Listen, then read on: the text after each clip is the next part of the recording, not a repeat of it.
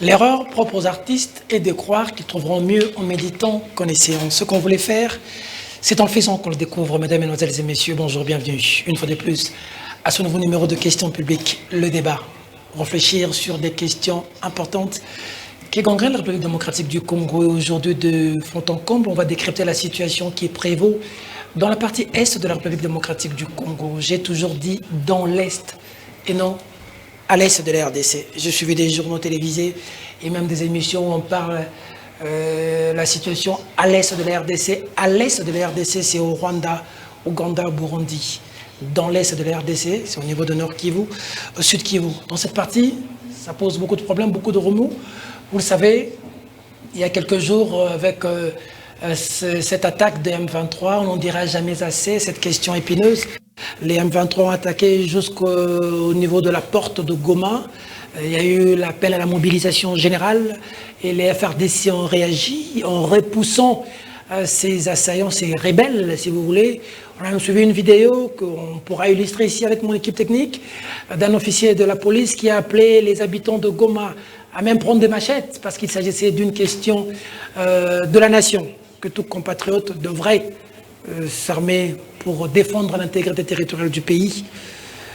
Parce que l'héritage que nous léguerons nos enfants, c'est de maintenir intact ce pays avec ses 2 345 000 km. Il ne s'agit pas de l'opposition en ce moment-là de la majorité, mais du Congo, nous légué par nos pères de l'indépendance, nos ancêtres, et ce Congo que nous léguerons à nos enfants. Raison pour laquelle nous organisons ce grand débat avec cette divergence de vues, mais pour converger dans la même direction. Que se passe-t-il exactement dans l'Est?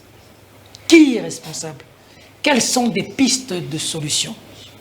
Mais pendant ce temps, des informations de dernière minute. C'est un tweet d'un confrère qui s'appelle Steve Wemby que je viens de voir, que je veux lire pour essayer de mettre les invités dans le bain de l'actualité. Le tweet dit ceci exactement. Au cours de 22 dernières années, j'ai été à l'avant-garde de toutes les guerres auxquelles l'UPDF a participé et nous avons gagné toutes ces guerres. Maintenant que l'UPDF et le RDF sont réunis, j'ai pitié de tous ceux qui se dressent sur notre chemin. Ça, c'est un message du fils de Yoweri Museveni Kaguta, relayé par notre confrère. Autre information, toujours du confrère qui nous alerte, environ 30 camions de RDF transportant des soldats ont été aperçus dans l'ouest de l'Ouganda, le long de l'autoroute Mbarara-Masaka-Kampala. Récemment, les chefs UPDF et RDF se sont engagés dans des pourparlers bilatéraux et ont signé des accords de coopération militaire. Apparemment, il se dégage que le Rwanda et l'Ouganda se sont mis d'accord, visiblement pour continuer à traquer la République démocratique du Congo. Que faire? 4 invités sur le plateau, ça n'arrive pas tous les jours. Ils sont à 4. Je vais leur présenter pêle-mêle. Le premier, à ma gauche, Norbert Yamba, éminence grise de mon pays, panafricaniste, cadre de l'UDPS. Bonjour, bienvenue. Bonjour, merci pour l'invitation. Merci d'avoir répondu affirmativement à mon invitation. Merci et compliments à tous les débatteurs qui sont avec nous. Merci beaucoup. Deuxième invité, au cadre de Ensemble pour la République, parti cher, au chairman Moïse Katumbi, Isaac. Bienvenue, Bakoko. Merci. Bienvenue sur ce plateau. Merci. Troisième invité, cadre de la Convention des Congolais Unis, parti cher à Lambert de Malonga, de l'Union sacrée pour la nation, Jean-Thierry Monsené Pomototo. Bienvenue. Merci. Enfin, Pati Katanga, président national des mouvements de Maï Maï, hein, on le connaît depuis toujours. Il avait un tout petit peu disparu dans les plateaux. Il a fait son comeback. Pati Katanga, bienvenue. Merci beaucoup et merci aussi à mes co-débatteurs. Alors, je reste avec vous, Pati Katanga. Il faut dire que le Maï Maï avait une connotation, nous le savons, mais après plusieurs entretiens que j'ai eus avec vous, on a compris que le Maï Maï sont des résistants qui viennent résister aux agresseurs. Pouvez-vous nous dire de manière un peu succincte, qu'est-ce qui se passe finalement dans la partie est de la RDC? Le président Félix Tshisekedi a fait du point de vue de la diplomatie ce que beaucoup ont dit qu'il aurait dû faire, traiter même Kagame de frère. Il est allé, il est revenu. Il a essayé de tout faire visiblement du point de vue des relations humaines pour avoir des bonnes relations avec Kagame. Mais malheureusement, aujourd'hui, le gouvernement dit que c'est le Rwanda qui est derrière le M23. Même si on a trépigné avant, l'armée l'avait déjà dit, le gouvernement avait trépigné, mais aujourd'hui, le gouvernement l'a clairement dit. Qu'est-ce qui se passe-t-il finalement? Vous l'avez très bien dit que le président de la République a tout fait sur le plan diplomatique. Il a sillonné non seulement tous les pays voisins, mais aussi les puissances extérieures, parce que souvent les ficelles sont tirées de l'extérieur. Qu'est-ce qui se passe exactement? Il se fait que votre pays, la République démocratique du Congo, est trop riche, est trop grand aux yeux de nos voisins. Le voisin principal, c'est M. Kagame. Tapis dans l'ombre, avec sa calculette, il regarde nos richesses. Il regarde nos richesses. Les Anglais ont fait une étude ici pour dire que la réserve minière du Congo était évaluée à 24 000 milliards de dollars. La réserve, 24 000 milliards de dollars. La réserve mondiale des hydrocarbures, du pétrole, est évaluée à 18 000 milliards de dollars. Donc, entre la réserve minière du Congo et la réserve mondiale du pétrole, il y a un ratio de 6 000 milliards de dollars. Donc, la réserve minière du Congo est supérieure à la réserve mondiale. Ça, c'est pour donner une idée. Et le Rwanda trouve que ces richesses-là, Kagame tapis dans l'ombre, et parce que au mieux, c'est les partager, au pire, nous les ravir. Ils ont un problème de densité dans leur pays. Un problème d'espace vital. Ils trouvent qu'il n'y a pas assez d'espace au Rwanda et que le Rwanda doit exporter les surplus de sa population vers la République démocratique du Congo. Nous avons toujours été pacifistes. Le Congo n'a jamais jeté une pierre. Le génocide qu'il y a eu au Rwanda, c'est un jour, un matin, les Rwandais se sont levés contre d'autres Rwandais. Les Congolais n'ont rien à voir. Il y a eu le tribunal pénal d'Arusha pendant 20 ans. Mais pourquoi nous subissons ces affres aujourd'hui du Rwanda? Donc c'est pour vous dire que ce qui nous est fait aujourd'hui est injuste. Ce qui nous est fait aujourd'hui par les Rwandais, parce qu'il faut le rappeler quand même, l'histoire est là. Le Rwanda a été libéré du joug allemand par l'armée congolaise. Ouais. C'est 1916-1917. Avec les Paul Panda. Le Congo, par son armée, a libéré le Rwanda du joug allemand. Ce qui nous est fait aujourd'hui est injuste. Et pendant un moment, notre armée n'était pas à la hauteur. N'était pas à la hauteur de faire face aux enjeux parce qu'infiltrés, parce que mal équipés, parce que soldes qui n'arrivaient pas. Et ils ont fait ce qu'ils pouvaient faire et heureusement que la résistance Maïmaï était là. La résistance Maïmaï a fait que si une partie du pays n'est pas partie jusqu'aujourd'hui, c'est en grande partie grâce à la résistance. Mais si ce n'est pas parti officiellement, mais officieusement, ils puisent chez nous, il y a des endroits où il y a les non-États. Nous avons tout donné. L'erreur du président de la République, c'est de rechercher la paix à n'importe quel prix. Je ne suis pas d'accord avec lui. On ne recherche pas la paix à n'importe quel prix. Il y a des limites à tout. Il y a des limites à tout. Je pense qu'aujourd'hui, nous y sommes. Nous avons remarqué que la diplomatie a montré ses limites. Ça ne marche pas. Ça ne marche pas. Au contraire, aujourd'hui, les militaires sur le terrain et la police sont en train de nous démontrer qu'il faut la mobilisation générale. Le pays est attaqué. Nous sommes attaqués au même titre que l'Ukraine. Mais pourquoi on ne déclare pas l'état de guerre? Je me la pose cette question, pourquoi on ne déclare pas l'état de guerre? D'accord. Je vais revenir à vous. Jean-Thierry Monsenepo pour Pati Katanga.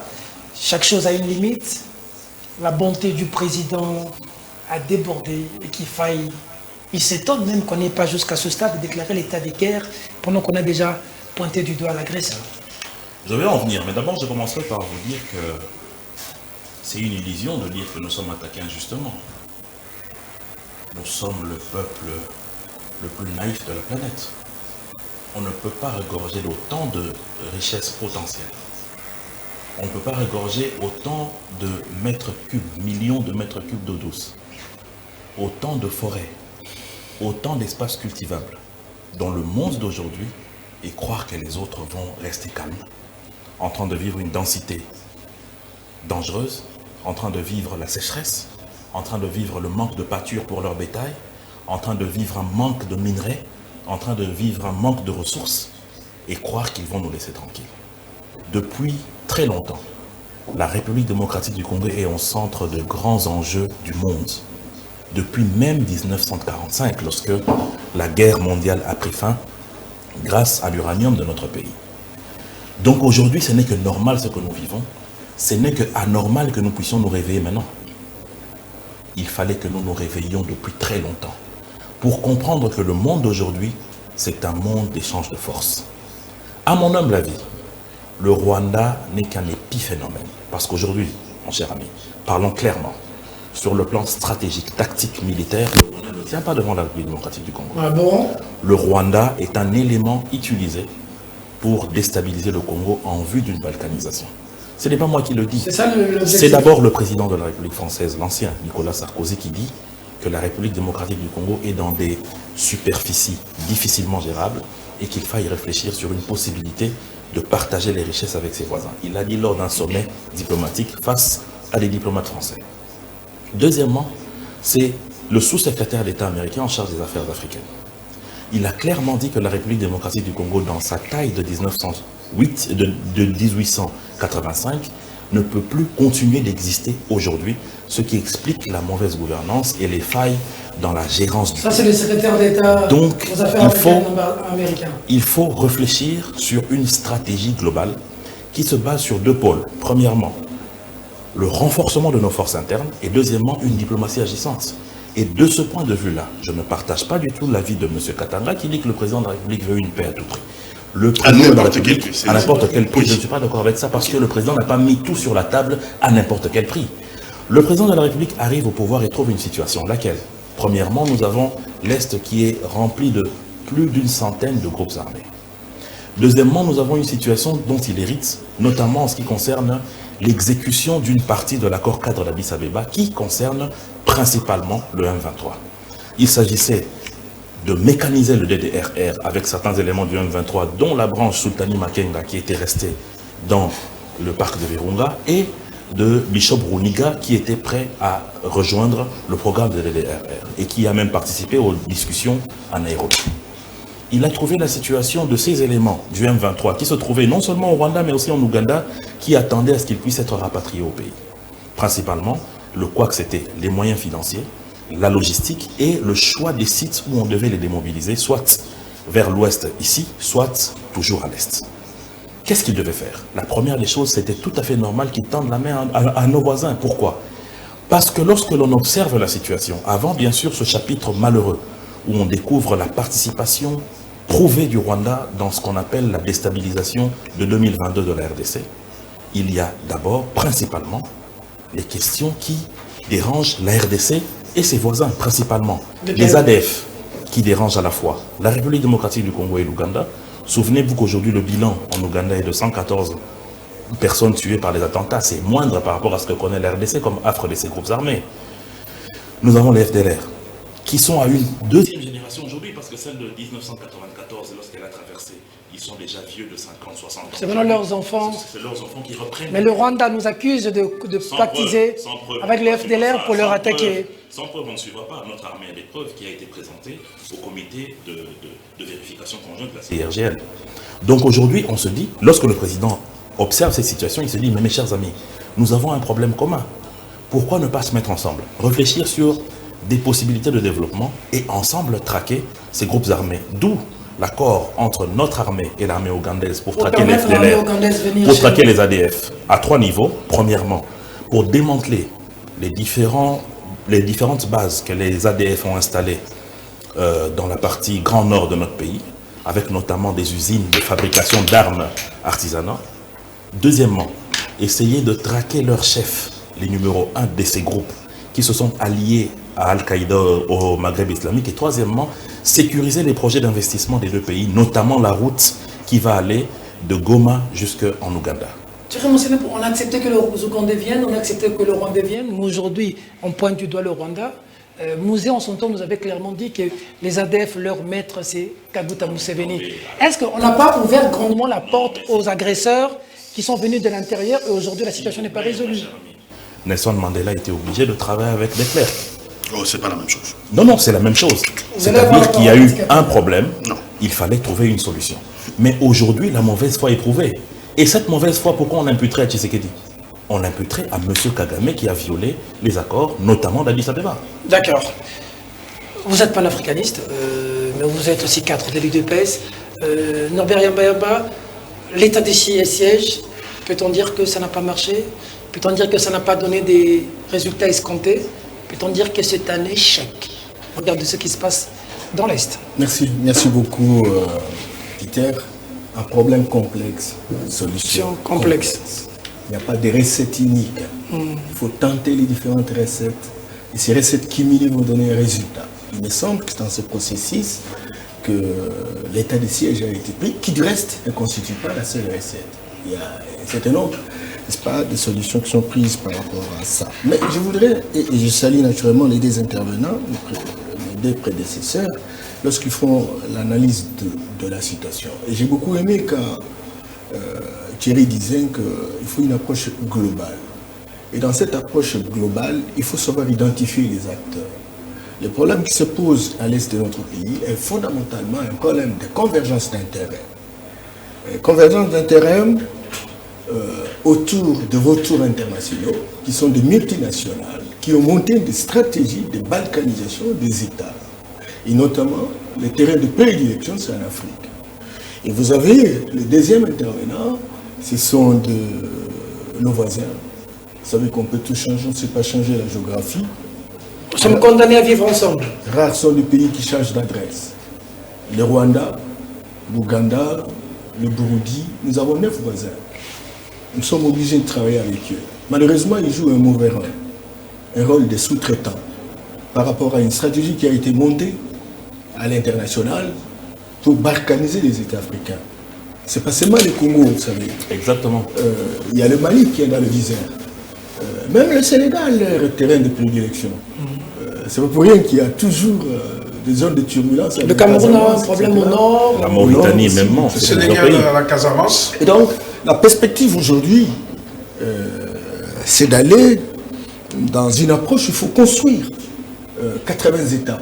Parce que là, ces États africains deviendront des boutiques réparties entre les Orientaux et les Occidentaux. Et le Congo est dans le viseur. Raison pour laquelle vous avez des rois télé.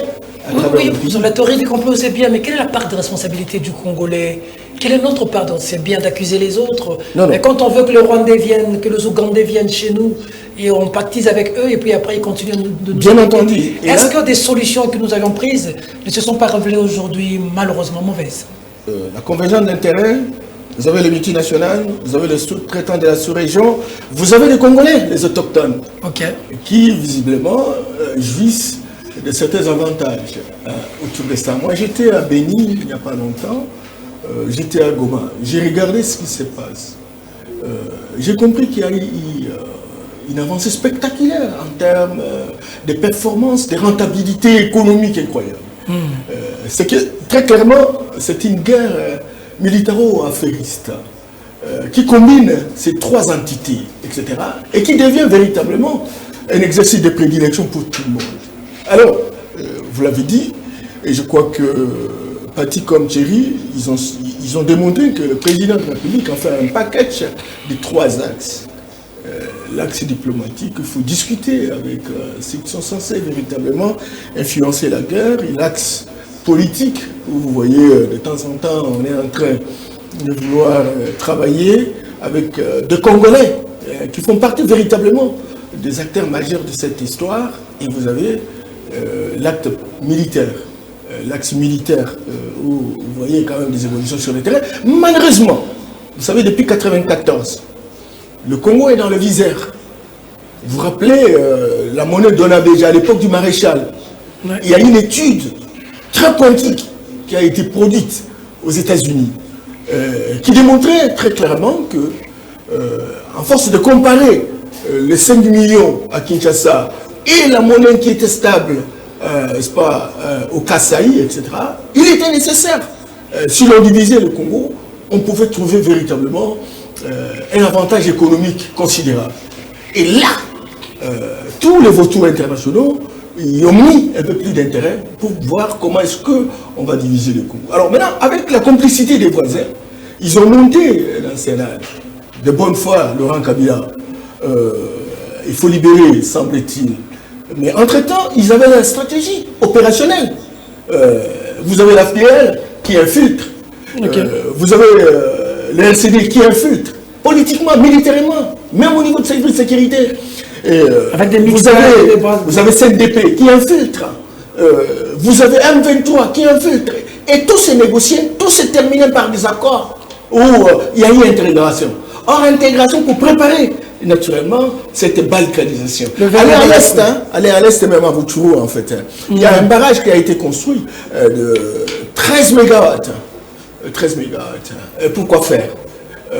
C'est pour construire l'autonomie.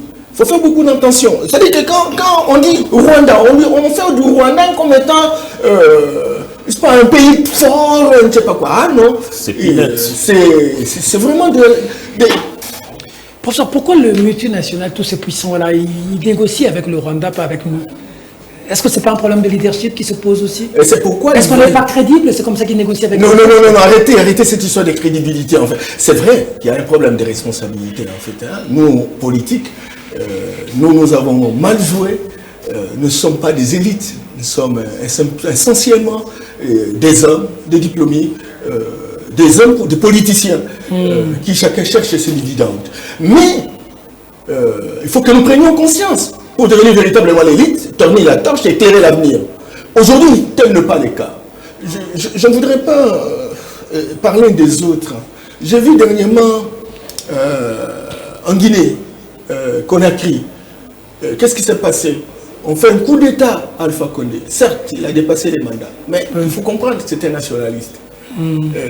À cause de la Boussite, où les Français voulaient prendre à tout prix, il a négocié un contrat avec les Chinois, il fallait le faire partir. Et qu'est-ce que l'opposition a dit? L'opposition a dit, nous sommes soulagés du départ d'un Condé, mais on ne se pose pas la question fondamentale, pourquoi un Condé doit partir et qui le fait partir? Eh bien voilà, ce sont les mêmes personnes, naturellement, qui veulent prendre nos richesses, et les amis l'ont démontré très clairement, les différentes richesses que nous avons, et qui sont courtisées par ces Occidentaux. Donc, quand on le va, et bien voilà, donc, il y a un légionnaire français qui arrive, et pour faire quoi? C'est pour redonner pratiquement les contrats, n'est-ce pas, aux métropoles de prédilection. C'est ça le grand problème. Nous avons un problème ici.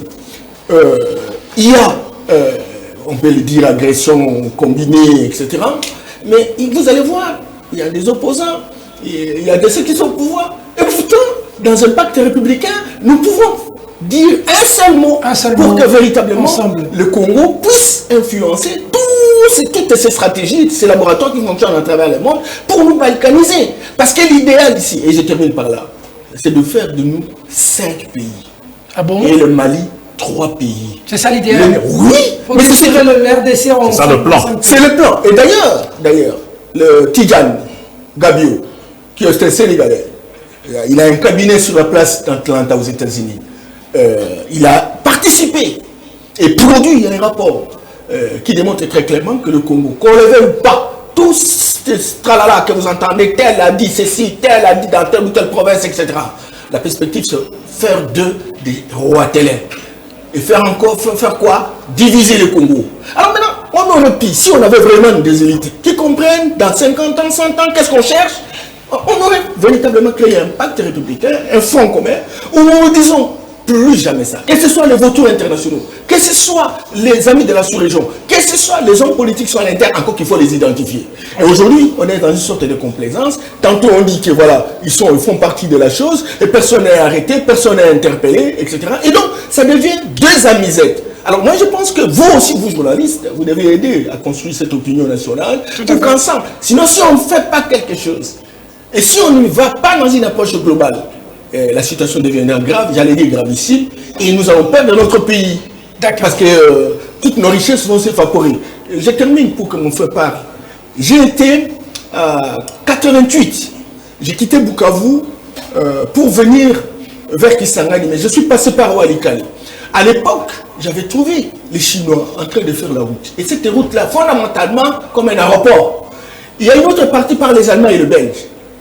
Les Chinois devraient faire cette route-là à 3 ans. Ils l'ont fait à 20 ans. Et vous savez, ils ont trouvé le coltan. Tant qu'on en parle aujourd'hui, etc. Alors maintenant, du côté des Allemands, des Français, ils ont trouvé également du coltan et du lithium. Et ils se sont partagés. Pendant 20 ans, Pendant 20 ans. Sans que nous soyons véritablement impliqués. Donc il y a un complot, une complotation internationale à laquelle il faut intégrer véritablement dans notre stratégie. Pas seulement le Rwanda, on peut le bousculer le même jour. Mais que cette stratégie-là ne peut réussir que lorsqu'il y a une opinion soudée, une synergie gagnante qui défend le Congo et alors le Congolais. Il faut qu'il y ait une synergie gagnante. Monsieur Peterune insiste, ce que dit M. Mbaemba est vrai dans la mesure où ces laboratoires ont travaillé avec un cas d'école qui a été décidé, c'est le Soudan. Le Soudan a été le laboratoire de test pour qu'au XXIe siècle, on essaye de voir comment les États vont réagir face à la balkanisation. D'accord. Mais est-ce que c'est pas aussi trop facile de jeter de la responsabilité aux autres? C'est la réalité, c'est pas une question de facilité. Et notre part de responsabilité, c'est ce que je voulais vraiment aussi savoir, parce que c'est vrai qu'on peut nous attaquer, c'est vrai qu'on peut vouloir nous déchirer. Mais nous sommes dans la distraction. C'est la question que je veux poser à Isaac Bakoukou. Est-ce que lorsqu'on regarde la RDC aujourd'hui, nous tous, on est dans un état d'esprit d'un pays attaqué en guerre, comme on voit par exemple en Ukraine ou en Russie? Ou est-ce que nous, ici, on est un peu distraits? Pendant qu'on y est, pendant que les gens se battent dans l'Est, nous, on prépare les concerts de Wenge, on est dans les terrasses et tout. Je ne veux pas qu'on interdise des boîtes et tout. Mais est-ce qu'on a cet état d'esprit-là? Et par rapport à ce que dit M. Norbert Mbayaba, cette cohésion interne, est-ce que ça crée un problème? Est-ce que vous avez du mal ensemble, par exemple, de vous retrouver derrière Fathi comme commandant suprême pour le soutenir, à bouter dehors les rebelles? Ou est-ce que vous voulez que lui échoue pour que vous ayez un discours, vous, de l'opposition? Merci.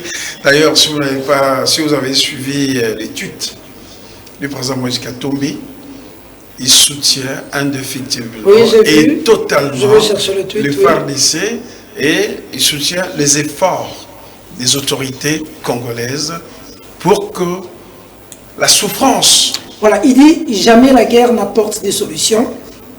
Face à la nouvelle épreuve que nous traversons, soyons tous unis. Tout mon soutien va au FARDC qui se battent avec courage face au 1. Légitimement. Le sort des milliers de nos compatriotes en détresse doit être notre toute première préoccupation. » Ça, c'est le tweet de Moïse Katumbi. Quand la nation est en danger, nous devons parler de la même voix. Je reviens avec l'histoire. Il faut savoir que le Congo a été créé par 5 familles. Je crois, frère Abraham m'a complété. 5 familles. La reine d'Angleterre, les Allemands, le roi de Belge. Van Bismarck, son cousin qui était Léopold II. Sont tous des cousins. Son cousin, c'est Léopold II. Donc c'est ça. Alors c'était une entreprise. Une entreprise, le Congo c'est une entreprise parce que ça veut... Et on a gagné Léopold II pour... Mais avec l'insiste que ça reste ouvert pour le commerce. Pour le libre choix. Alors, c'était déjà au début. Vous savez que malgré tout ça, malgré que la Belgique avait le Congo, l'Angleterre, ça ne passait pas sur sa gorge. Il y avait un document comme quoi, si le roi Léopold II, le cousin, ne serait pas à mesure de continuer avec le Congo, l'Angleterre a le droit de la préemption, donc de récupérer cette gestion-là. Mais je reviens aujourd'hui au livre de le ministre Moutinga, La République des inconscients. Voilà, aujourd'hui. Nous avons un problème sérieux qui préoccupe toute la nation. Et voyez ce qui se passe au niveau de l'Assemblée nationale et au niveau du Sénat. Une distraction. Alors qu'ils pouvaient porter même ce problème, eux, et de comprendre qu'est-ce que nous pouvons proposer à notre peuple. Qu'est-ce que nous allons suggérer au président de la République? Non, on est en train de jouer parce qu'on veut. La haute cour devient quelque chose de marchandage. Et on discrédite la haute cour. Elle a été discréditée, le fait que Matata n'a pas été jugée. Et aujourd'hui, Matata s'envole, va et tchik-tchak. Voilà, tout ça. Revenons dans l'Est. Oui, non, ça fait partie de l'état d'esprit des Congolais. Et il faut poser la question. Les gens ont fêté le 17 mai. Il faut poser la question aux gens du 17 mai, le mouvement du 17 mai. Qu'est-ce qu'ils avaient négocié avec tout ce monde-là? C'était pas vous. Oui, qu'est-ce qu'ils avaient négocié avec tout ce monde-là? L'entrée de la FDEC, si vous regardez bien, Dès l'entrée de l'AFDEL, les bots n'ont jamais cessé de faire du bruit dans ces Congos. Les alliés, on leur a demandé de partir, on fait nos lettres RCD. Après RCD, les CNDP. Après les CNDP, c'est M23. Et on a négocié avec tout ce monde-là. On a pris tout ce monde-là dans notre armée, dans notre gouvernement. Et ce qui fait qu'aujourd'hui, les gens disent notre armée est infiltrée. Oui, la question est directe.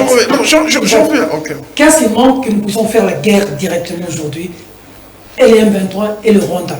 On décide d'un état de guerre, on va en guerre. Parce que notre ministre des Affaires étrangères a clairement dit que c'est le Rwanda qui est derrière les M23. Pourquoi on ne décide pas de faire la guerre? Mon frère Yamba Yamba a dit il n'y a que deux options. Soit la diplomatie ou la guerre. Vous avez la diplomatie a échoué. Non, la diplomatie n'échoue pas. La diplomatie, parfois, arrive, ça fonctionne, ça ne fonctionne pas. Vous avez vu, vous avez suivi Poutine. Il dit, mais si vous n'avez pas les sanctions, il y aura une crise alimentaire. Et pourtant, c'est lui qui frappe en Ukraine. Pourquoi il propose ce genre de choses? Parce qu'il sait que non, s'il continue comme ça, ça sera aussi un problème pour lui. Ce qui est vrai, c'est qu'avec le peu d'éléments, Thierry a parlé, la commission de vérification, parce que quand vous allez acheter les tenues militaires, on sait où vous allez acheter. Il n'y en a pas, bien qu'il y a cinquantaine de fournisseurs. Quand vous allez chercher les armes, on sait. Mais nous vivons... On est toujours sous embargo. Oui. On est toujours sous l'embargo. C'est déjà injuste. Hein? Nous sommes sous embargo. La sous-représentante du secrétaire général des Nations Unies, l'armée congolaise commence à dire voilà, ces éléments, ces armes proviennent du Rwanda, sont du Rwanda. Elle demande au M23 de déposer les armes. C'est incompréhensible. Et moi, j'ai apprécié la sortie de Lutundula. Et c'était dans une concert des nations que l'Union africaine, parce qu'on avait toujours, vous savez, j'étais estomaqué, choqué du communiqué du ministre de l'Information. Comment nous pouvons avoir le même état d'esprit, nous allons parler la même voix, quand vous êtes dans le même gouvernement, et c'est lui qui a compétence des affaires étrangères, a des éléments. Et là où il était, c'est pour les affaires étrangères, a des éléments. Et il a démontré A plus B. Moi, un jour à Bruxelles, Monsieur Faustin Twagiramungu, le tout premier ministre du gouvernement Kagame, qui avait dit non. Kagame a une idée claire et précise sur le Congo. Il doit absolument récupérer une partie du Congo qui considère que c'est une partie qui appartient au Rwanda. C'est le premier ministre à l'époque, lui, bon, il n'était plus avec lui, mais il a dit.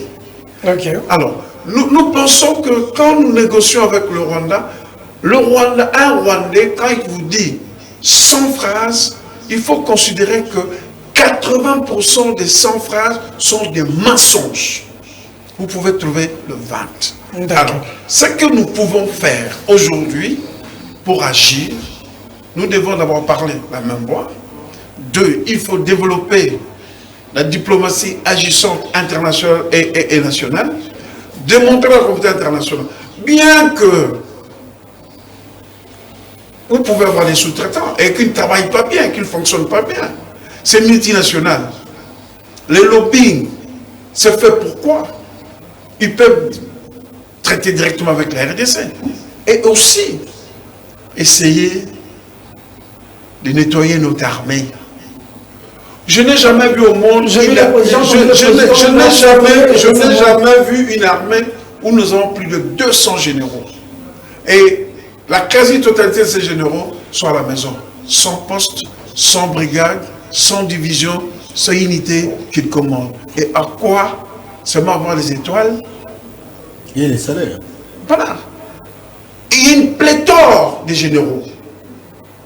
Le brassage, ça nous a créé le problème. Et il y a des gens de M23 là-dedans. Il y a des gens des stands de paix là-dedans. Il y a des gens de RCD là-dedans. Et vous allez nous dire que... Vous avez vu la démonstration de l'Ouganda. Il n'a pas informé l'armée congolaise.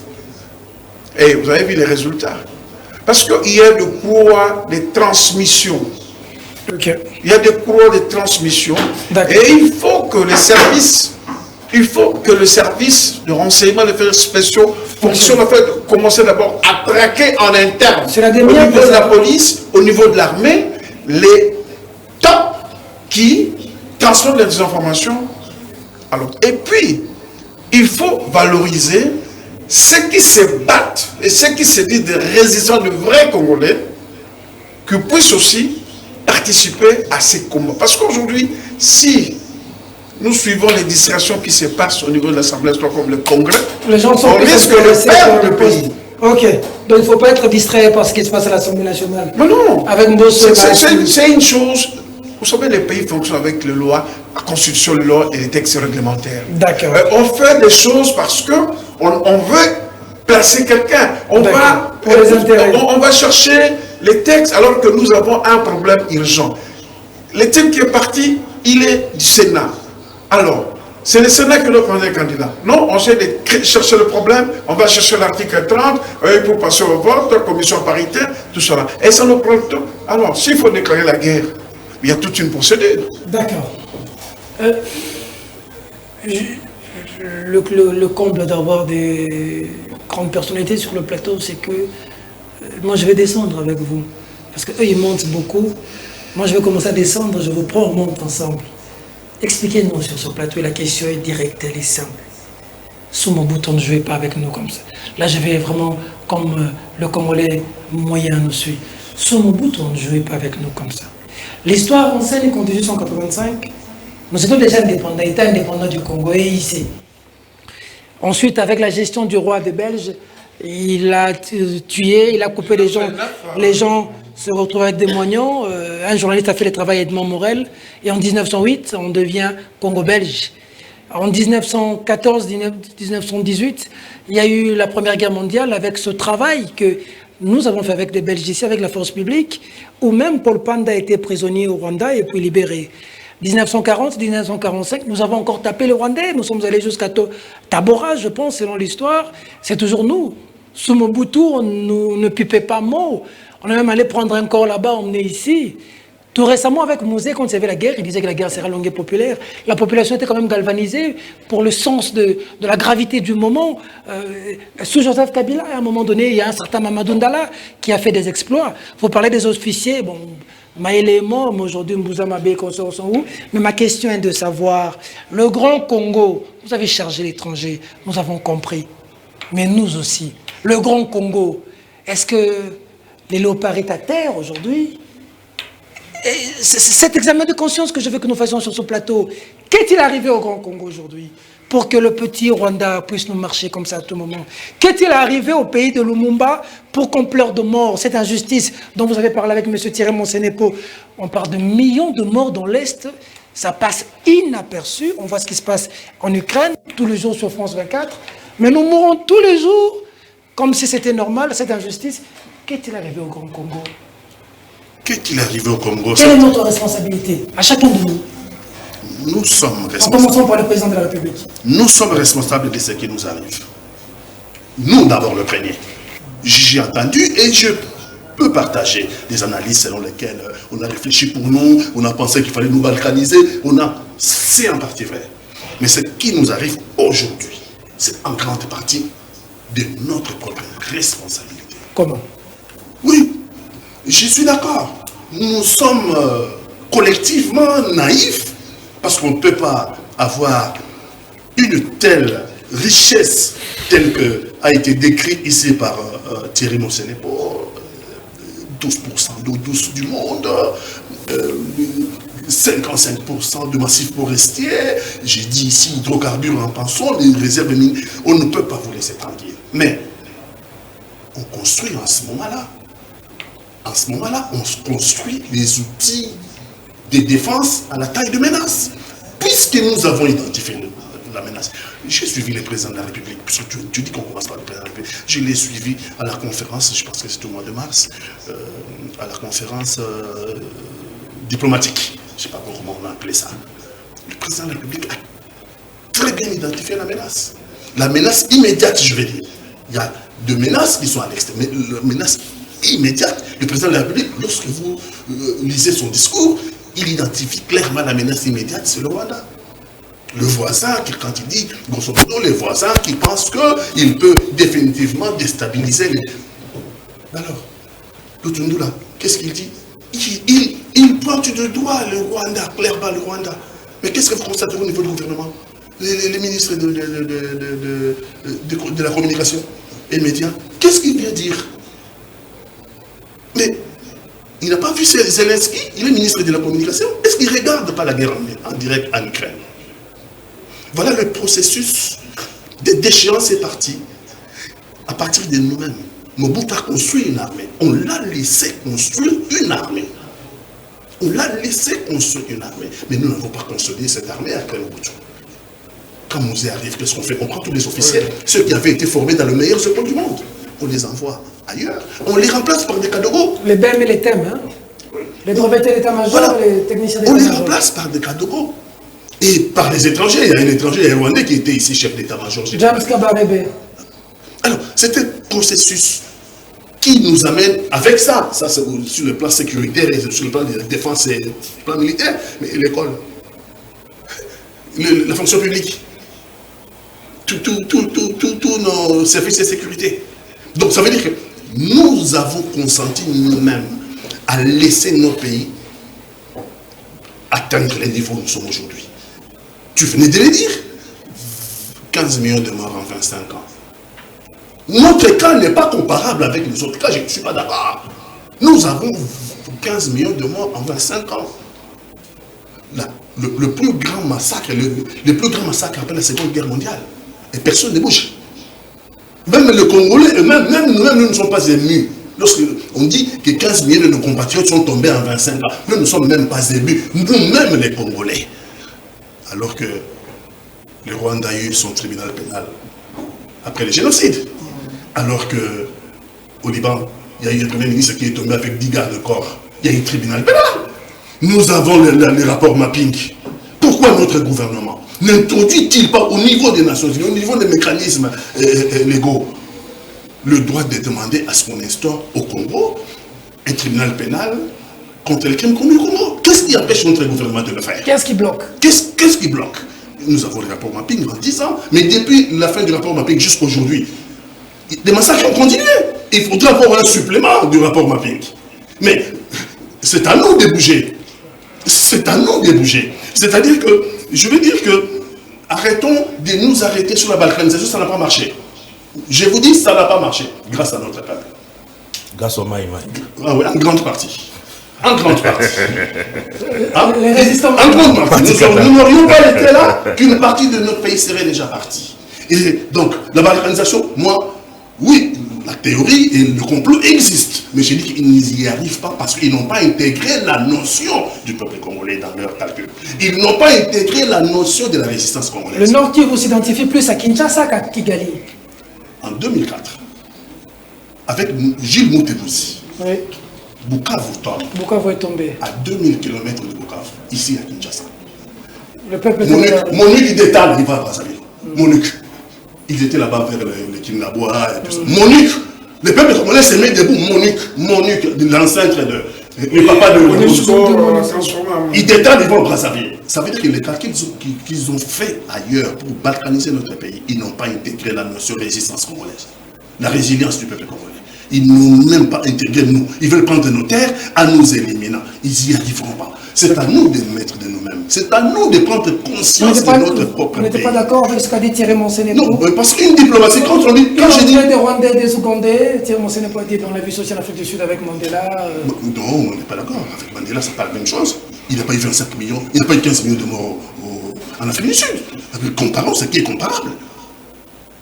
Ce fonds de commerce rwandais. Donc, c'est un fonds de commerce rwandais. Au Rwanda, il y a eu 700 000 morts pour les génocides. Et il y a eu un tribunal pénal international. Nous, on a 15 millions depuis 25 ans. Même pas un procès. Comme si la vie congolaise n'était pas une vie humaine. Nous sommes le président de la République, quand je dis qu'il a poussé, c'est vrai, la diplomatie, elle est souhaitable à la guerre. Mais une diplomatie efficiente est assise sur des agrégats. Une diplomatie efficiente est assise sur des agrégats. Ça veut dire que pour avoir une diplomatie forte, il faut avoir un outil de défense à la taille de menace. Vous identifiez la menace, vous avez l'outil de défense à la taille de cette menace. À ce moment-là, vous pouvez négocier en position de force. Sinon, chaque fois. Là, nous négocions en position de faiblesse. En position de faiblesse, et Rwanda rigole de nous. Parce que chaque fois, Rwanda ne respecte rien. Regardez le mécanisme. Tout ce que nous avons trouvé, c'est d'aller accuser les Rwandais au mécanisme de contrôle de l'accord cadre d'Addis Abeba. C'est du n'importe quoi. Il y a 2 mois, les M23 a tiré sur l'hélicoptère de la MONUSCO. Oui.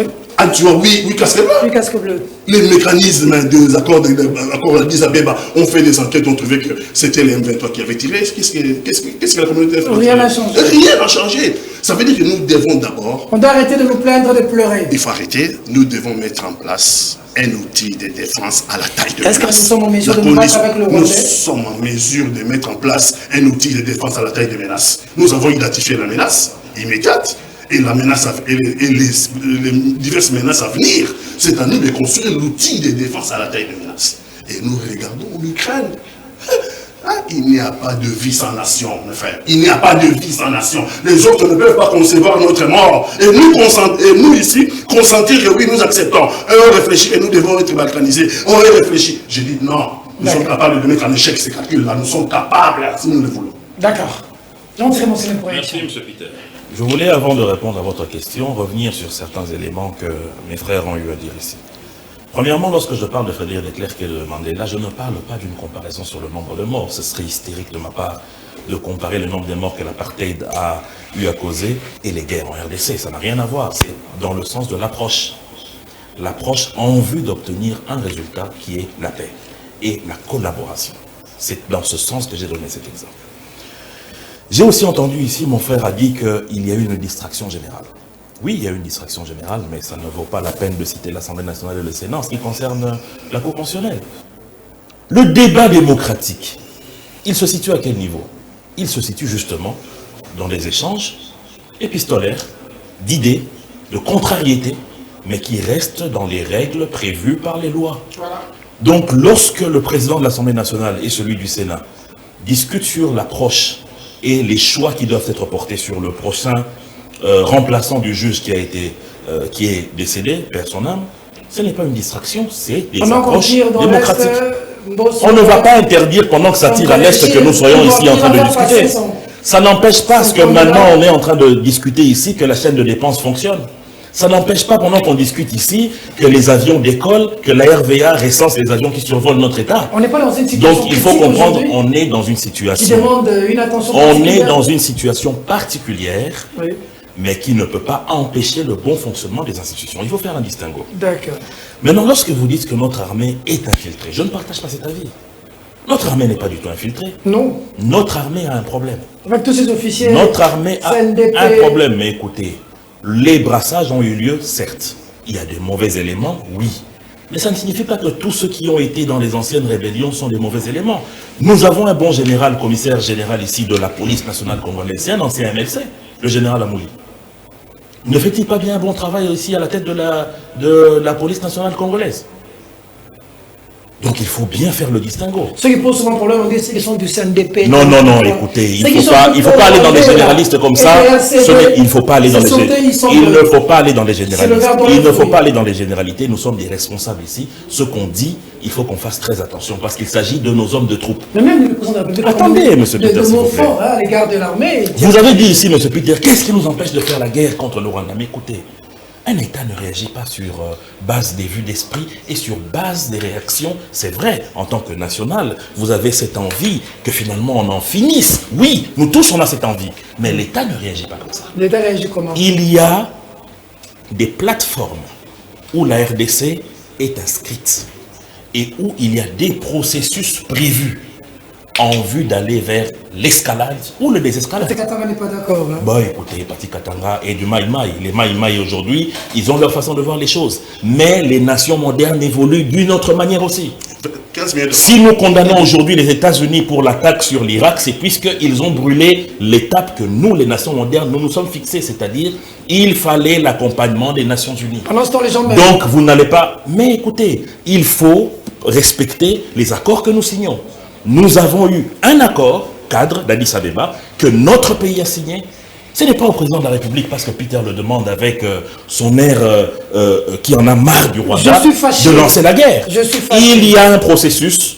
Nous avons accepté ce processus. Ce n'est pas puisque votre voisin viole les dispositions des processus que vous avez tous mis d'accord que vous allez le suivre. Non. Non, s'il vous plaît. Votre voisin vient violer. S'il vous plaît, monsieur Peter, laissez-moi continuer à parler. Vous êtes dans les processus. Donc, c'est tout à fait normal qu'un État responsable puisse respecter le fait que d'abord ces preuves contre un voisin qui a appuyé une rébellion qui s'appelle M23, que ces éléments puissent être déposés là où il faut, tel que prévu par les textes. Sinon, ça ne sert à rien, les textes et les ratifications, que nous signons de gauche à droite. Ok.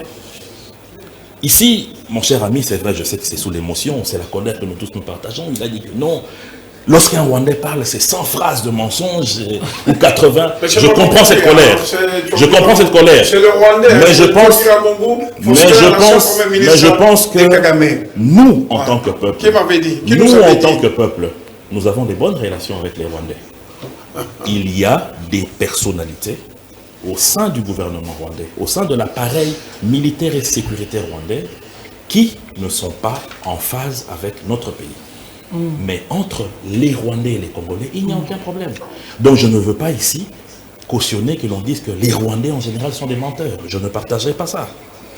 Lorsque vous dites que sous Mobutu, on ne nous a pas tangué ou quoi, cite-moi une seule guerre que l'armée de Mobutu a gagnée.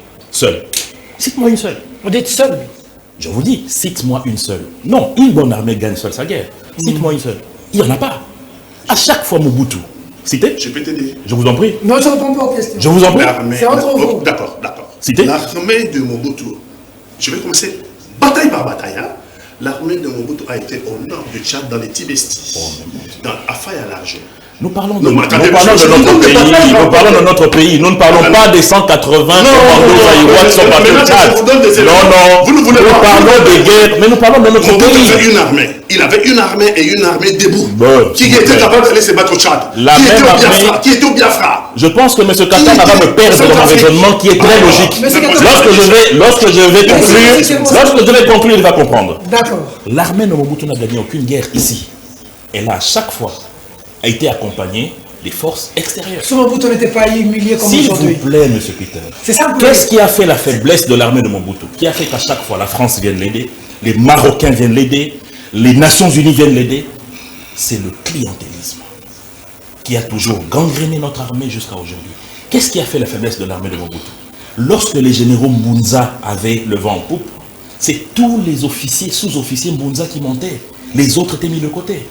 Lorsqu'Étienne Tshisekedi devient opposant, tous les officiers Luba sont mis de côté. À chaque fois, c'était le même système. Et ça n'a pas donné une armée nationale, ça a donné une armée des généraux spécifiques par rapport à leur tribu. Et c'est la même chose qui a affaibli notre armée jusqu'aujourd'hui. Mais très bon, c'est d'où vient maintenant? Depuis les Belges, ceux de l'Équateur étaient toujours du côté de l'armée. C'est même comme ça que le Lingala a pris de la place ici à Kinshasa. Parce que pendant la Deuxième Guerre mondiale... Non. Bon, ça c'est l'histoire. Vous avez parlé de l'armée de Mobutu. Ne revenons pas à la force publique, s'il vous plaît. D'accord. Maintenant, lorsque vous dites que...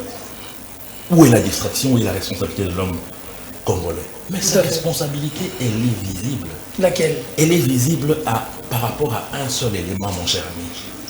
Vous, M. Peter, aujourd'hui, vous ne pouvez pas continuer d'exister si vous ne tenez pas compte de votre passé, de ce que vous avez été depuis votre enfance, de ce qui vous a moulé pour devenir Peter.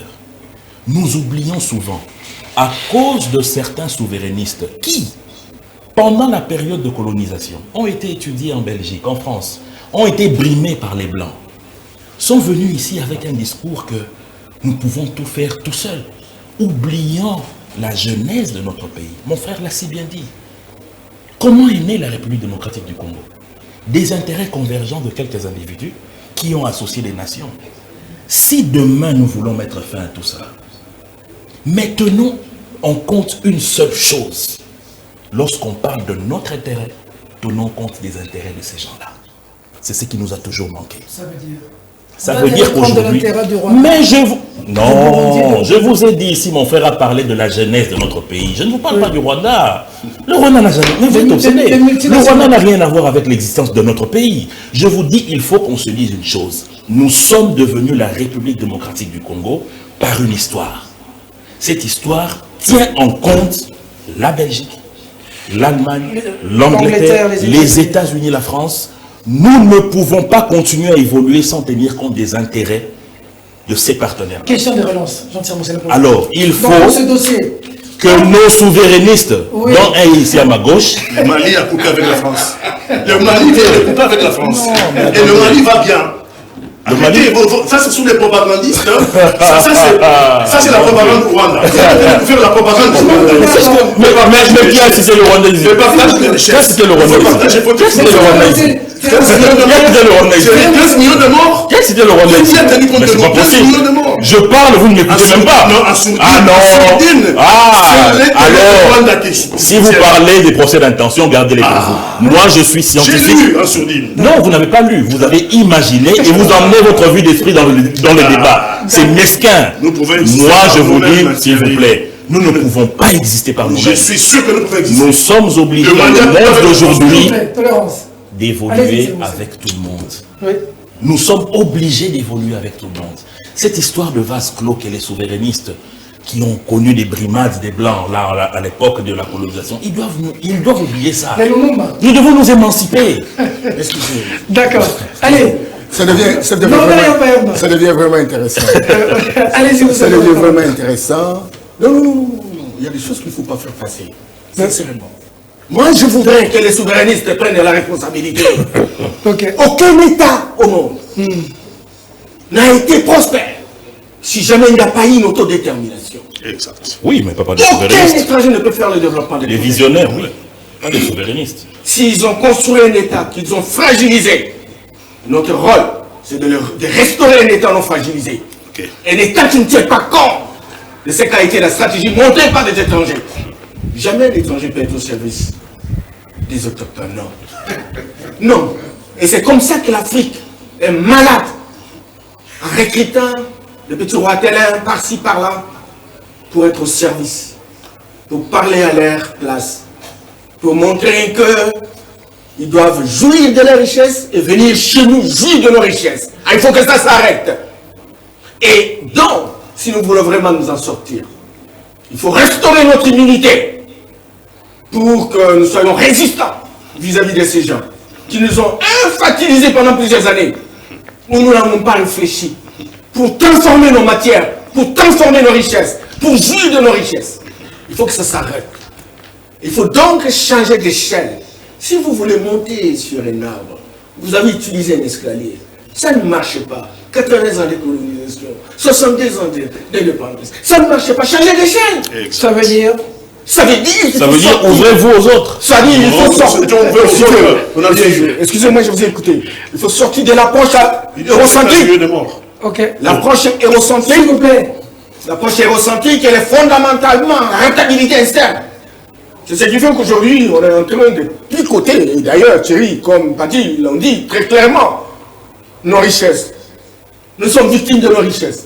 Et l'approche eurocentrique, qui a ta rentabilité externe, vient chercher la richesse pour aller les transformer chez eux, créer des emplois chez eux et trouver du travail pour leurs compatriotes. Il faut que ça s'arrête. Il faut que ça s'arrête. Le Congo n'est pas né par les 5 familles. Non. Nous étions Je voudrais également famille. dire, par rapport à ce que disait tout à l'heure mon frère Thierry, je m'excuse beaucoup. Ça, c'est quelle histoire? Je m'excuse Mais nous beaucoup. étions là, non? Je m'excuse beaucoup. On n'existait pas. Avant les 5 familles. La République de Je m'excuse beaucoup. Nous, en tant La que République de peuple. Nous, en tant que Ah, peuple, on on parlait du n'existait pas. peuple, Je nous parlons m'excuse de nation. beaucoup. J'ai la parole. La société. Allez, Non, non, c'est monsieur Hamad. c'est mon frère qui a la parole. Vous ne Allez-y, vous êtes toujours... Non, Ça, je c'est la voudrais- propagandiste rwandaise. Non, c'est pas C'est la vrai. propagande rwandaise. Putain, protégez-moi. La propagande rwandaise. Protégez-moi, hein, c'est pas possible. Allez-y. Lorsque mon frère, mon oncle parlait de la distraction générale, il était dans la logique de priorité, de la hiérarchisation des besoins dans les traitements des dossiers. Ok. Qu'est-ce qui est urgent, qu'est-ce qui n'est pas urgent? Qu'est-ce qui n'est pas? Et voilà, qu'est-ce qui est prioritaire? Aujourd'hui, nous sommes attaqués. On en a marre. On est au bout. On fait quoi? Il faudrait une synergie gagnante. Des différentes institutions qui réfléchissent pour comment sortir de cette situation. Les gens sont en train de tout le temps là, en train de faire discussion pour positionner quelqu'un comme la Cour constitutionnelle qui ne donne pas souvent des résultats. Arrêtez! C'est des conneries ça. Je voudrais également dire que... La Cour constitutionnelle est une connerie. C'est grave ça. Je voudrais également... Je suis en train de dire, vous n'avez pas de pays. La Cour constitutionnelle, vous la faites où? Non, ben. C'est le commissaire même qui a la parole. Oui. Thierry semble nous reprocher d'avoir dit qu'on a infiltré. J'aime quand vous interrogez. On n'entend pas l'africanisme. On a infiltré Là, je vous retrouve. notre armée. S'il te plaît, Thierry. Notre armée a été filtrée de fond en comble. Quand on regarde la stabilité avec le maréchal Mobutu, il y a eu moins d'infiltration que les 20 dernières années. Ça, c'est certain. Et cela nous a coûté cher. On a connu des généraux, visiblement venus de l'extérieur, mais qui ont rejeté notre institutions, que ce soit politique, militaire, sécuritaire, etc. Et ça, c'est un drame. Et nous serons jugés par l'histoire et les générations futures. Et beaucoup de gens endosseront leurs responsabilités. Et ça, il faut vraiment que ça soit dit à ciel ouvert. Et notre génération, c'est une génération de filles. Nous devons le dire clairement. Et si nous ne le disons pas, nous utilisons la complaisance, l'hypocrisie. Nous allons en pâtir pendant plus de 2 siècles. Je voudrais également dire que les accords, oui Thierry, les accords existent. Et si on tenait seulement compte des accords, il n'y aurait pas la guerre en Ukraine. Il faut qu'à un moment donné, que l'on affirme son autonomie, on affirme son leadership, on sache quels sont les vrais intérêts de la République. Et sur base de ces intérêts, on peut bien s'engager. Je termine en disant que... Quel est l'accord de l'Ukraine dont vous faites allusion? S'il vous plaît. Non. C'est important. Monsieur Mbemba a parlé des accords en Ukraine. Quel est l'accord? C'est le 27 mai. Oui. On a qui aurait empêché la guerre? Non. Oui. La paix, au moment où Chirac, Bill Clinton et Boris Yeltsin se sont retrouvés à Paris pour transformer la guerre entre blocs. La Russie. Il y a eu un accord? Il y a eu un accord. Comment il s'appelle cet accord? Comment il s'appelle cet accord? Je vais vous donner la parole, s'il vous plaît. Je suis obligé de vous interrompre parce que ma mère doit chuter. Je voulais simplement dire que quand on a tenté une expérience, si ça ne marche pas, il faut savoir opter pour une nouvelle autre chose. Et la nouvelle expérience aujourd'hui, c'est donc l'élite politique doit devenir véritablement responsable. Savoir prioriser, n'est-ce pas, ce qui peut débloquer notre pays. On est plus pris dans un engrenage d'intérêt de positionnement. Mais savoir définir, parce que même des questions, des questions questionnantes qui auraient pu véritablement s'effectuer au niveau des institutions de la République, etc. Ces questions ne sont pas suffisamment discutées. Vous voyez comment on prend du temps pour désigner un juge, etc. C'est ça, c'est ça les raccourcis à la zaïroise. Et c'est ce qui doit s'arrêter. C'est cela, le raccourci. Thierry dit, tout doit fonctionner. Oui, tout doit fonctionner. On est ailleurs. Mais c'est pas pour rien. C'est pas pour rien qu'il y a une priorité, non? Tout doit fonctionner. Ça dit qu'on ne va pas empêcher les gens de manger. Il faut manger, pourquoi pas? Mais est-ce que quand il y a la guerre en Djili, là, donc, au lieu de savoir se protéger, il faut d'abord manger, etc. Oui, le manger va venir. On ne va pas mourir, ça ne va pas nous empêcher de dormir. Mais battons-nous pour que véritablement cette guerre de Djili soit retardée. Et je termine en disant, tout ce que nous sommes en train d'assister aujourd'hui, c'est un combat qui nous a été mené par les puissances extérieures. Et qui ont neutralisé des gens comme Lumumba, comme Modibo Keïta, comme Kwame Nkrumah, tous des gens qui ont étudié ces souverainistes, tous ces souverainistes qui sont des grands esprits supérieurs, qui étaient en avance par rapport à leurs époques, pour nous soumettre à un rythme où nous devons obéir L'idéal civilisationnel, c'est eux. L'unité de mesure, c'est eux. Et nous devons faire comme eux, parler comme eux, rigoler comme eux, nous habiller comme eux. Et nous aurons trouvé notre fils. Arrêtez! C'est des conneries. Et notre génération doit être aujourd'hui dans une perspective long-termiste. C'est-à-dire, à 2063 déjà, on a dit, l'Afrique est très faible. Très faible parce qu'on a été saucissonné. On est 54 États. Et tous ces laboratoires envisagent que nous allions à 80 États. Et nous disons qu'il faut que ça s'arrête. Créons un État fédéral d'Afrique. Créons un interlocuteur pour discuter avec ces gens et pour restaurer nos intérêts. Kadhafi a voulu ça, mais on sait comment il a fini. La guerre ne s'arrête pas par la mort d'un individu. C'est tout un état d'esprit. Encore que ce débat soit de mise pour que les générations en génération partagent véritablement cette vision pour que demain, en 2100, l'Afrique revienne comme la plus grande puissance du monde. D'accord. Avant que nous prenions le dernier temps pour la question de piste de solution, votre réaction par rapport à ça. Certains estiment qu'il faudrait rappeler notre ambassadeur là-bas et puis demander à Karega de rentrer chez lui. Vous en pensez quoi, vous? Pour démontrer déjà le signal que ça ne va pas, Karega ne pouvait pas se la couler douce ici à Kinshasa, l'ambassadeur rwandais ici. C'est ainsi que je... Thierry Monsenegou déjà n'est pas d'accord. C'est ainsi que je parlais... Vous posez à mon frère. C'est ce que je parlais des deux options, la diplomatie et la guerre. Le métier de rétorsion, on peut renvoyer l'ambassadeur. On peut rappeler notre ambassadeur pour consultation. Ce sont des mécanismes, les procédures, tout ça est consort. Mais M. Thierry ne doit pas nous dire que non. Si nous devons vivre avec les autres, et les autres, ces autres doivent avoir une suprématie sur nous. Oh, j'ai dit ça quand? Quand on est dans une coopération, un contrat bilatéral, il y a des droits et des obligations. Oui. Et si l'une des parties ne respecte pas la convention, et l'autre va faire quoi? C'est ça. Parce que vous? Oui, allez-y. Oui, c'est ça. Donc, j'ai dit, il faut se dissocier. Je parle de politique rwandaise. Je n'ai pas parlé du peuple rwandais. Vous avez parlé des Rwandais. Oui, Rwandais, mais on parle politique ici. Heureusement que vous précisez maintenant. Heureusement.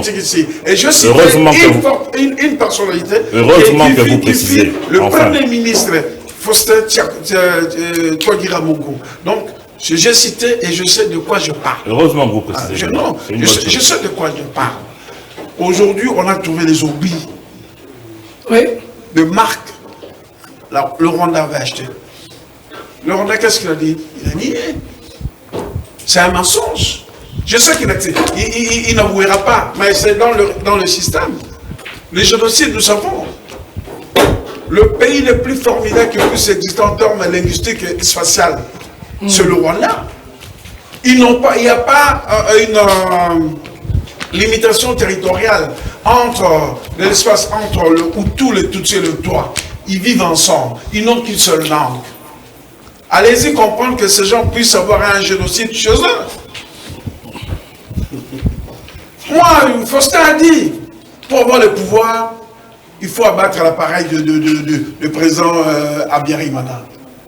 Oui, il ne faut pas, dans ces histoires-là, prendre les choses à la légère. D'où moi j'ai toujours beaucoup de respect à mes frères Bembe et les Maïmaï qui se battent pour la résistance de ce pays. Quand l'Ukraine, Poutine s'est... Vous connaissez, Poutine s'est réveillé comme ça, en attaquant l'Ukraine. Il y a eu des arrangements, des accords entre l'OTAN et la Russie. Et c'était le 27 mai. On a célébré ça, je crois, hier, où on a montré la photo de Bill Clinton, de Helsinki et Chirac. Nous devenons des partenaires. Les accords de Minsk, vous voulez parler de ça? Oui. Vous voulez parler de ça? Les partenaires, l'OTAN et la Russie. C'était la réunion de Minsk. Vous voulez parler de l'accord de Minsk? Non, je parle... De quels accords? Soyez précis, s'il vous plaît. Ces accords-là n'ont pas été vraiment juridiques. Ça n'existe pas. Non, ça existe. C'est des accords, c'est des accords verbaux. C'est pas des accords. Non. Verbaux, écrit, c'est un accord. S'il vous plaît. C'est un accord. Oui. Ce qui fait que il y avait des arrangements, des limitations où le ton ne pouvait pas aller au-delà, là où il pouvait aller, tout ça là, il consomme. Ça existait. Il y a même un accord écrit, s'il vous plaît. Lequel, monsieur excusez-moi. Je vous excuse, lequel Il y a eu un accord écrit. Lequel avec Mikhail Gorbatchev, lorsqu'il fallait éclater, parce que vous parlez de la Russie, mais c'était l'Union soviétique. Oui. Non, mais là, je parle de la Russie à l'époque de Helsinki. Bien entendu, Helsinki, oui, Helsinki est venu avec Mikhail Gorbatchev. Cet accord écrit est où? Cet accord écrit est où, monsieur Mbayamba? D'accord. Ça n'existe pas. Alors, Je vous dis ça existe. Non, où? ce n'est pas que soit. L'OTAN demande qu'on brandisse ça. Il est où? Est-ce que monsieur Mbayamba sait où ça se trouve? Un accord verbal ou écrit, ça reste. Et le résultat des Non, on est au 21e siècle, les accords sont écrits. C'est un arrangement, ça reste. Non, non, Ça n'a pas produit les accords sont Ça écrits. produit les effets. Ne nous embrouillez pas avec des accords où les gens s'arrangent autour d'impôts, ainsi de suite. S'il vous plaît. Allez, poursuivez. Alors, c'est pas comme ça qu'il est réveillé et dit voilà, je dois attaquer l'Ukraine. Il a commencé avec quoi? La Crimée. Il savait pourquoi. C'est un voyou. Non. Poutine est un voyou. C'est pas un voyou. Tu ne te réveilles pas un matin, tu attaques un pays parce qu'il a pris une décision souveraine d'intégrer l'OTAN. Ah non. Ça, c'est être un voyou. Ça m'étonne que, à votre niveau et à votre intelligence, vous souteniez un tel monsieur. Il faut que je récupère. Nous sommes la République démocratique du Congo. Un matin, parce qu'on intègre l'Union économique des États de l'Afrique de l'Est, un pays comme Brazzaville dit, comme vous avez intégré, je vous bombarde. Mais dis donc. Oh, mais dis. Non, mais ici on est responsable, on n'est pas le Marabayanté. Je ne vous ai pas interrompu. Il faut considérer qu'un accord verbal ou écrit, ça reste un accord. D'accord. Ok. Troisième chose, Thierry, il faut avoir l'honnêteté de reconnaître que le Zaïre avait une armée. Nous avons eu l'occasion de rencontrer Kadhafi. Et Kadhafi nous a dit, si j'avais une armée comme l'armée zaïroise, j'allais conquérir une très grande partie de l'Europe. Cette phrase de légende là, je la connais aussi. Voilà. Parce qu'il nous avait reçu les gens de la diaspora. Il nous avait reçu. Une phrase de légende. Là-bas chez lui. Et 36e parallèle. Et quand tu vois l'histoire des Congo, on a une forte armée, mais malheureusement, très mal gérée. Vous avez suivi, à l'époque, où Kabila était au pouvoir, Moussa Mabé avance, Baroum avance, stopper, machin, stopper, machin, tout ça là. Mabalunda là, peuple derrière, les sorts, c'était quoi? Tous les meilleurs généraux. Et vous devez savoir que les militaires zaïrois étaient des militaires mieux formés. Il ne s'appelait pas colonel Claude. Là, vous avez on sait pas. Le militaire zaïrois était bien formé. On ne sait pas celui qui va en Angola, 3 mois, il revient colonel. Mais le militaire, c'est pas l'armée. Vous comprenez? Donc, et il y a eu un déclin de l'armée, les éléments étaient là. Il parle de la consommation des éléments de l'armée zaïroise, que l'AFDEL n'a pas voulu les consommer. Et c'est par après que Kabila a quand même essayé de les consommer, mais en le voyant, nous ne savons pas pourquoi, tous les meilleurs généraux qui étaient au front, ils sont tous partis. Donc il y a moyen de reconstruire notre armée avec une politique militaire bien claire et précise et mener une diplomatie si ça ne fonctionne pas. On peut déclarer l'état de guerre avec le Rwanda, advienne que pourra. C'est sûr que nous existions. Piste de solution à tous ceux qui nous ont suivis de manière succincte, chacun va avoir 3 minutes. À ce stade, on fait quoi? Par extraordinaire, si vous étiez Félix Antoine Tshisekedi Tshilombo, parce qu'il nous suit, assez souvent d'ailleurs, si vous devez dire au président de la République à ce stade, on fait quoi? Que devons-nous faire? Pati Katanga. L'objectif, la souveraineté du Congo, son indépendance et son intégrité territoriale ne sont pas négociables. L'objectif à atteindre. Le président de la République a identifié la menace. En tout cas, la menace immédiate. Il l'a dit lui-même à la conférence diplomatique. On sait que la menace immédiate sur le Rwanda, et nous avons un problème au niveau de l'armée. Le Tundula a bien doigté que c'était le Rwanda, puisque nous avons des faiblesses au niveau de l'armée. Et nous avons identifié la menace. Qu'est-ce qu'il faut faire? Et nous voulons atteindre quoi? Quel objectif à atteindre? C'est que notre souveraineté, notre indépendance, notre intégrité territoriale ne soit jamais négociable. Donc il faut construire un outil de défense à la taille des enjeux. Il faut construire un outil de défense à la taille des enjeux. Et cet outil de défense passe, je pense aujourd'hui, le président de la République le sait, la mise en place d'une loi quinquennale de programmation militaire. On ne construira pas l'armée d'un coup de baguette magique. C'est un processus. Il faut la programmation. Subir alors, pendant ce temps. Non, nous n'allons pas subir. Nous allons limiter les dégâts. Et nous sommes en train de... Vous avez suivi nos militaires au front. Les militaires à comportement patriotique. Nous les avons souvent fustigés, nos militaires. Mais aujourd'hui, ils sont en train de se comporter patriotiquement. Vous leur félicitez. Je les félicite aujourd'hui. Quand ils font du bon travail, seulement aujourd'hui. Quand ils font du bon travail, nous souvent... Ils sont là, le travail n'était pas bon. Je ne pouvais pas. Aujourd'hui, nos militaires sont soutenus. Mais on ne va pas s'arrêter là. La menace est à nos portes. Il faut construire un outil à la taille de défense, c'est-à-dire il faut une loi de programmation militaire qui va étaler les objectifs à court, à moyen et à long terme que notre armée doit atteindre et mettre le moyen qu'il faut. Je serai président de la République. Je pense que 10% de notre budget national doit aller à l'armée. C'est-à-dire aux environs de 1 milliard de dollars. Okay. Donc, c'est comme ça que nous pouvons planifier en 5 ans, avoir commencé à atteindre nos objectifs, avoir une armée sur laquelle, avant d'attaquer le Congo, il faudra réfléchir 2 fois. On doit faire peur. Alors. Une armée dissuasive. Très bien. Une armée qui était... Je vais en terminer là, parce qu'on a cité Mobutu. Et je pense que si nous ne reconnaissons pas les mérites des autres, nous sommes en train d'aller... Non, j'ai toujours été anti-mobutiste et je suis mal. Il a mené 2 expéditions à l'Est, Mobutu, contre les Maïmaï. Si vous ne savez pas, je vous le dis. Mais j'ai dit qu'il faut reconnaître les mérites de ceux qui sont passés avec nous pour construire l'avenir. La Crimée de Mobutu a été au nord du Tchad, mettre en débandade de l'armée de Kadhafi. La Crimée de Mobutu a été au Biafra, mettre en échec Ojukwu qui avait mené la rébellion au Biafra. L'armée congolaise a été à Bambari. L'armée de Mobutu a mis en déroute Kagame en tuant son grand frère.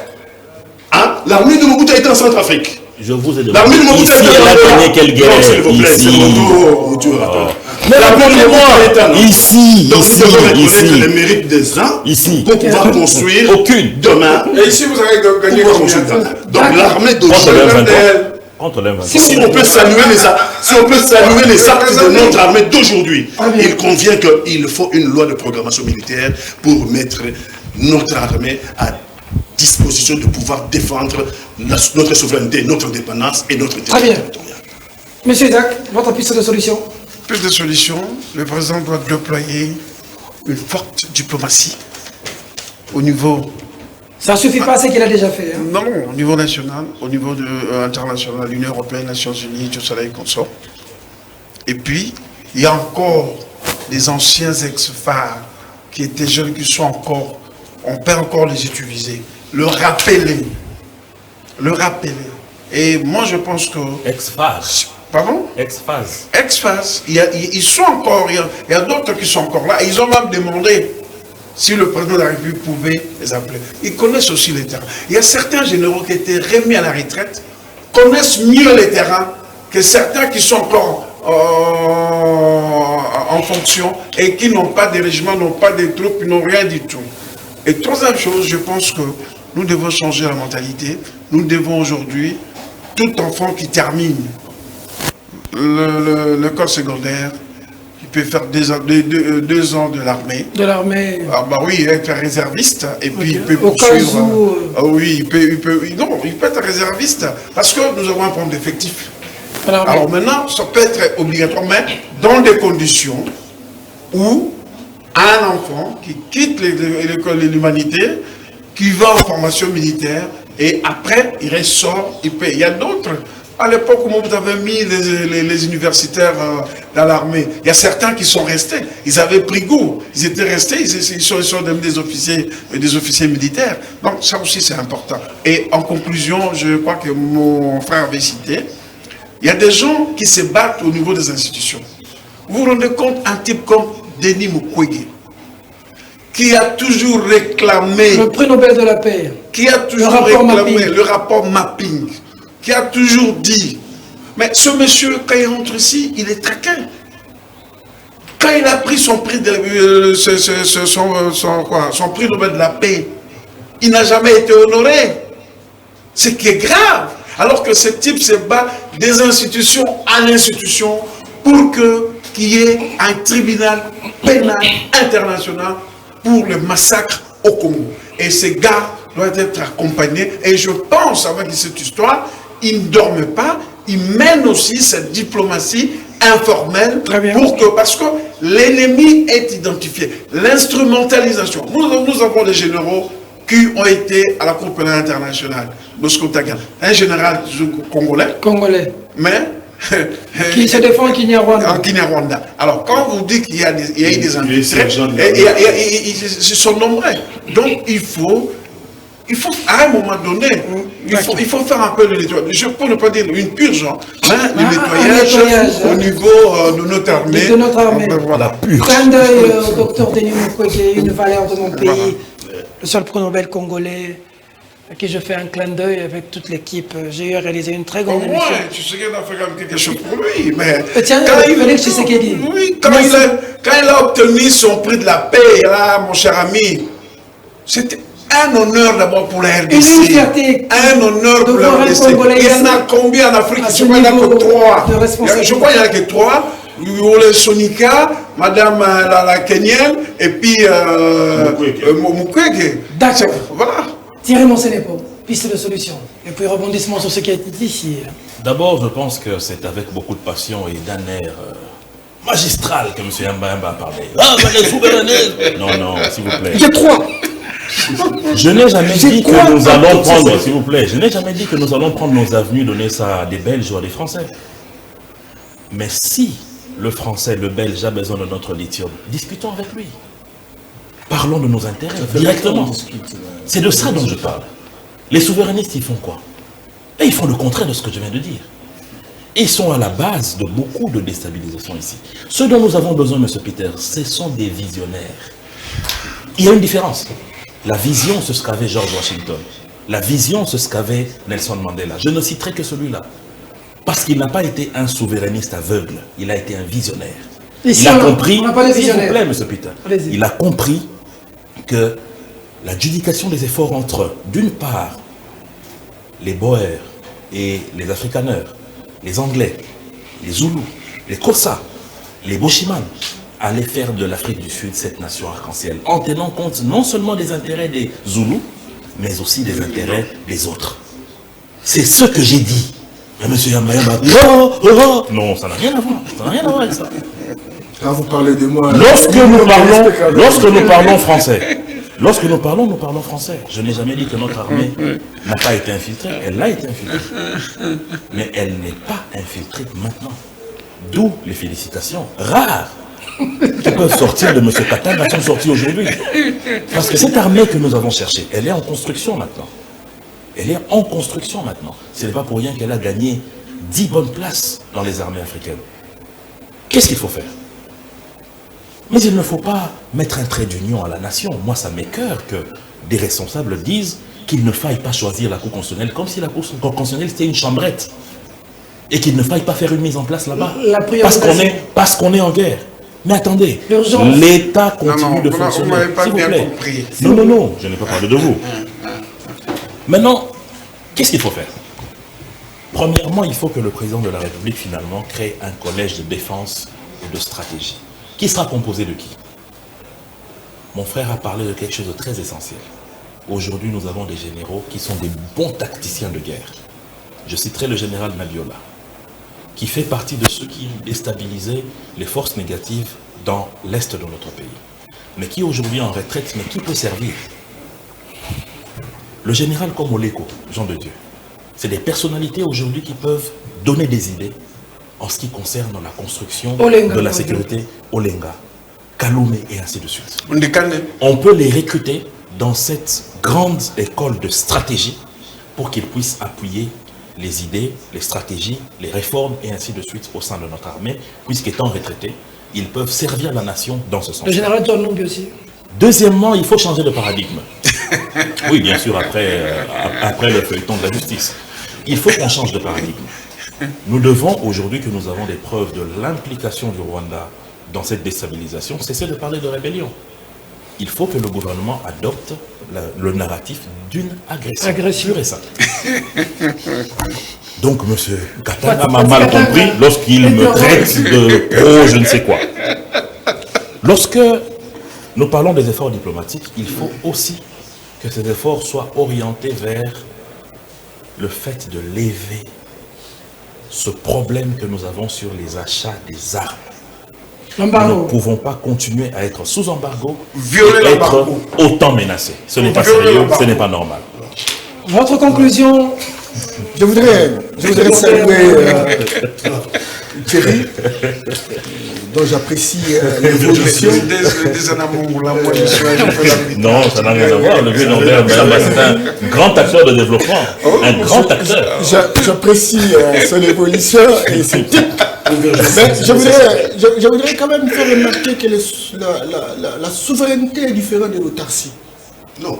Je prends la souveraineté, mais je ne prends pas l'autarcie. Non, pas l'autarcie. Donc, qui dit souverain, on peut avoir des relations avec les autres, dans le respect mutuel. C'est ce que je voudrais. Donc, je voudrais également dire que, certainement qu'on est sous embargo, mais quand vous relisez le top 10 2019 de puissance militaire en Afrique, nous sommes 8e puissance militaire. Quelque part, on est 8e, c'est que nous avons des potentialités. Mais la main doit être nettoyée. Il faut des réformes, oui. Il y a un problème. Il y a une destruction du système immunitaire qui permet...